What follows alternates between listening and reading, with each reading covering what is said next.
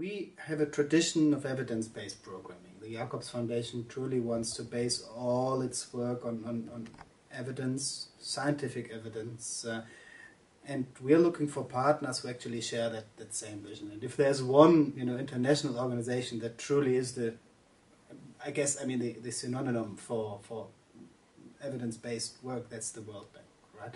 Because the World Bank actually uses money from other governments or from other organizations to actually spread out big programs, and particularly in the developing world, and does this based on scientific evidence, mostly randomized controlled trials, right?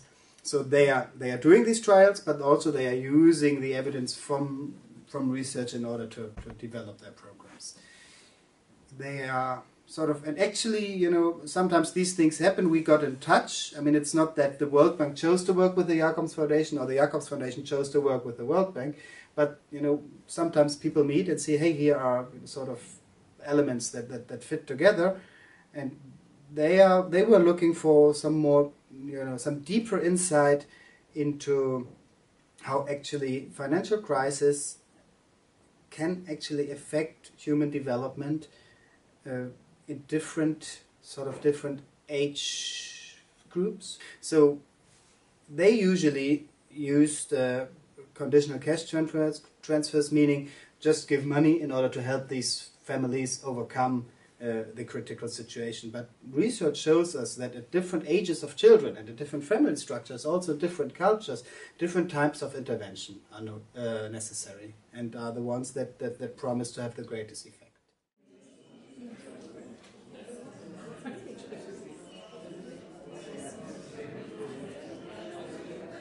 This report, in many ways, I think, is quite path-breaking for the World Bank. The World Bank is an institution largely dominated by economists, such as myself, and we're obviously very concerned with the impacts of economic and financial crises on well-being. And a lot of my personal research and research at the bank looks at these impacts on the standard economic variables that we care about, such as poverty or even mortality. However, this impetus came about by some enterprising colleagues of mine. I wish I could take the credit, namely Matthias Lundberg and Alice Wormley and others, to really expand the scope of the outcomes we look at and the processes within human development that we care about. And so as an effort to reach out to other disciplines, specifically developmental psychologists, and learn essentially what the leading knowledge in that field can teach us about, in the immediate term, the impact of crises on human development and human flourishing, as well as the entryway for more innovative policies, more comprehensive policies of protection. So what did you find out, being able to add these additional, let's say, indicators into the way you look at this target or this population group? Right. What were you able to find or uncover? Well, I think some of the basic messages don't change. Clearly, when there's a large economic crisis, we're very concerned about nutrition of young children because, of course, that relates to their future flourishing and cognitive development. We're very concerned about access to health care, because of course that relates to morbidity and mortality, and we're very concerned about livelihoods. And so I don't think that core focus changes, but with this report we realize we need to supplement that focus with other dimensions of well-being and other effects of crisis, notably psychosocial stress. So even above and beyond the shortfalls in income a family might experience from financial crisis, there is also increased stress in the household. And what we learned from developmental psychologists and others is the consequences of this stress on specifically individual outcomes years later as the children live in this environment. Perhaps they're in utero and they're experiencing directly maternal stress. Perhaps they're very young children and they're living in an environment of stress. This also can, on top of the shortfall in income, on top of the shortfall in nutrition, can compound each other, so to speak, and result in adverse consequences for the entire life of the child. So this report is meant to be, and I think succeeds at being, a state-of-the-art review of all existing research on this topic. So it's not in and of itself primary research. However, it engaged the efforts of many economists, such as Matthias Lundberg, who co-leads the effort, many developmental psychologists, such as Larry Aber at NYU and others, other leading economists, some sociologists, demographers, etc., to really bring together in one extended room what we know about early stages of human development, what we know about financial and economic crises and the impacts on various stages and components of human development.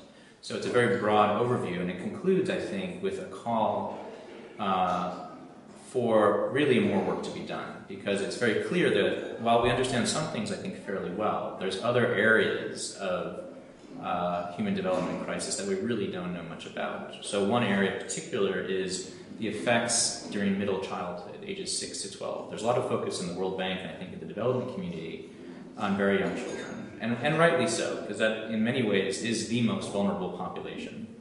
But middle childhood, which immediately comes after early childhood, is also vulnerable. There are still important developmental processes that occur, and this has been a largely understudied area.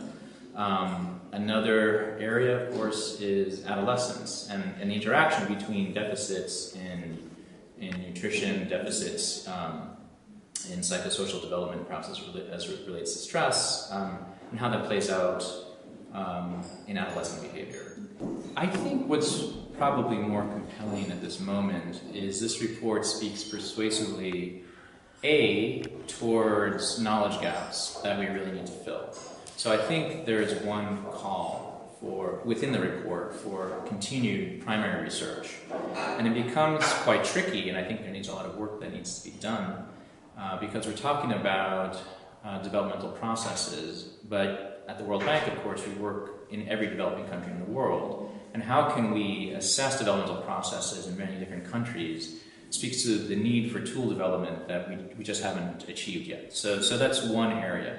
But that said, I think there's also some key lessons for protective policies today that the operational side of the World Bank can bring to bear in their dialogue with countries, specifically the social protection policy people in developing countries, to augment the existing social protection policies, to not only protect the household and the family in the short run, but with some relatively simple additions to policy, or to protective policy, they can also invest in improving longer run individual outcomes and fundamentally economic growth. How do you see a role for foundations in this, or do you see a role in foundations in making use of these findings?